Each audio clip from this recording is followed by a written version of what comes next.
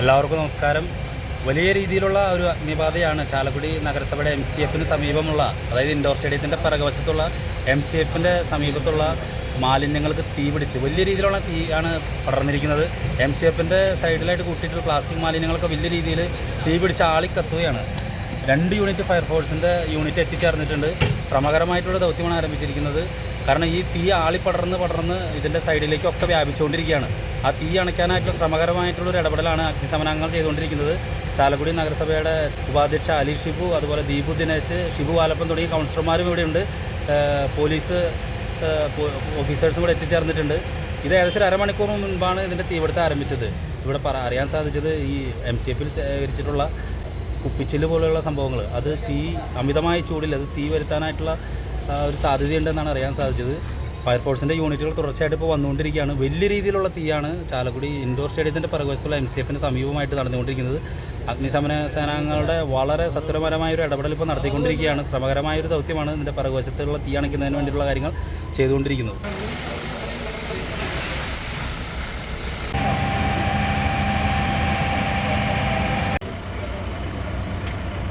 ചാലക്കുടി നഗരസഭയുടെ വിവിധ പ്രദേശങ്ങളിൽ ഈ വേനൽക്കാലത്ത് അഗ്നിബാധ ഉണ്ടാകുന്നത് പതിവ് കാഴ്ചയായി മാറിയിട്ടുണ്ട്. വലിയ തീപിടുത്തങ്ങൾ ഉണ്ടാകുന്നത് പലപ്പോഴും മാലിന്യങ്ങൾ കൂട്ടിയിട്ടിരിക്കുന്ന ഭാഗത്താണ്.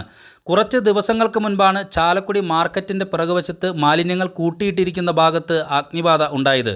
ഇത്തരം തെറ്റുകൾ ആവർത്തിക്കാതിരിക്കാൻ കരുതലായിട്ടുള്ള ഇടപെടലുണ്ടാകുമെന്ന് നഗരസഭ അറിയിച്ചിരുന്നു. ഇതിനിടയിലാണ് ഇന്ന് ചാലക്കുടി ഇൻഡോർ സ്റ്റേഡിയത്തിൻ്റെ പിറകുവശത്തായിട്ടുള്ള MCFൻ്റെ തൊട്ടടുത്തായിട്ടുള്ള മാലിന്യ കൂമ്പാരത്തിന് തീപിടിച്ചത്. ഇവിടെ ധാരാളം പ്ലാസ്റ്റിക് മാലിന്യങ്ങളും ഈ മാസം ശേഖരിച്ചിട്ടുള്ള കുപ്പിച്ചില്ലുകളുമാണ് ഉണ്ടായത്. MCF കേന്ദ്രത്തിലേക്ക് മാലിന്യം അൺലോഡ് ചെയ്യുന്ന സമയത്താണ് തീ പടരുന്നത് ശ്രദ്ധയിൽപ്പെട്ടത്. ഈ സമയത്ത് MCF കേന്ദ്രത്തിനുള്ളിൽ 12ഓളം ഹരിതകർമ്മസേനാംഗങ്ങൾ ഉണ്ടായിരുന്നു. ഭാഗ്യം കൊണ്ടാണ് വൻ ദുരന്തത്തിൽ നിന്നും ഹരിതകർമ്മസേനാംഗങ്ങൾ രക്ഷപ്പെട്ടത്. തീർച്ചയായിട്ടും ഈ മാലിന്യങ്ങൾ ഇത്രമാത്രം ഇവിടെ ശേഖരിക്കപ്പെട്ട് ദിവസങ്ങളോളം കിടക്കുന്നത് എങ്ങനെയാണെന്നുള്ള ചോദ്യമാണ് ആദ്യം ഉയരുന്നത്. ചാലക്കുടി നഗരസഭയിലെ 36 വാർഡുകളിൽ നിന്നുള്ള മാലിന്യങ്ങൾ മുഴുവനും എത്തിച്ചേരുന്നത് ഈ ഒറ്റ MCFലാണ്. 4 MCFകൾ തുടങ്ങാനായിരുന്നു ആദ്യം നഗരസഭ ഉദ്ദേശിച്ചിരുന്നത്.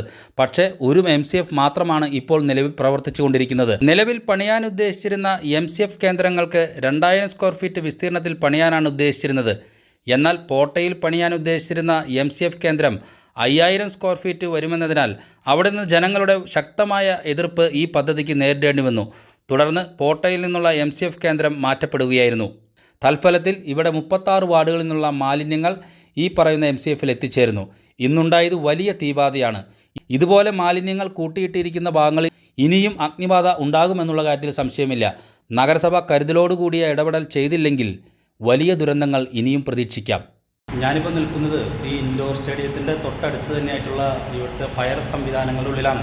നമുക്കറിയാം, വലിയ അത്യാധുനിക സംവിധാനങ്ങളാണ് ഇവിടെ ഏർപ്പെടുത്തിയിട്ടുള്ളത്. പക്ഷേ ഇത്രയും വലിയ തീ ഇവിടെ വന്നിട്ട് ഇതിൻ്റെ ഈ സംവിധാനങ്ങൾ എങ്ങനെ ഉപയോഗിക്കാമെന്നുള്ള ആർക്കും അറിയില്ല. ഇതിൻ്റെ വാൽവ് എവിടെയാണെന്ന് പോലും അറിയില്ല എന്നാണ് പറയുന്നത്.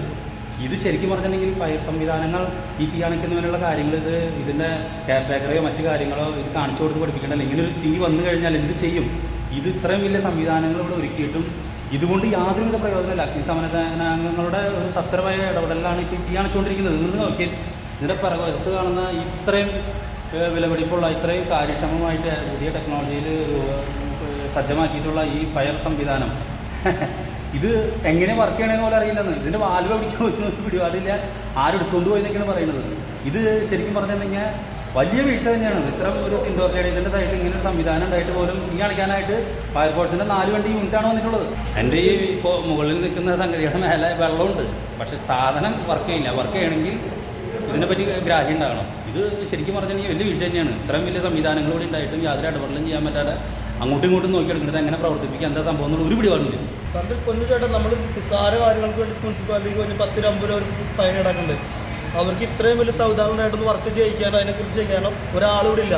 1 മണിക്കൂറിലേറെ തീ പിടിച്ച് നിർത്തിക്കൊണ്ടിരിക്കണം. ഫയർഫോഴ്സ് വന്ന് അവർ എന്താ പറയുക ഹാർഡ് വർക്ക് ചെയ്തുകൊണ്ടിരിക്കുകയാണ്. കണ്ടമാനം അവർ കഷ്ടപ്പെടാണ്. ഇത്ര നേരമായിട്ട് സംഭവം വർക്ക് ചെയ്യിക്കാൻ അവർക്ക് ആർക്കൊന്നും പറ്റിയിട്ടില്ല.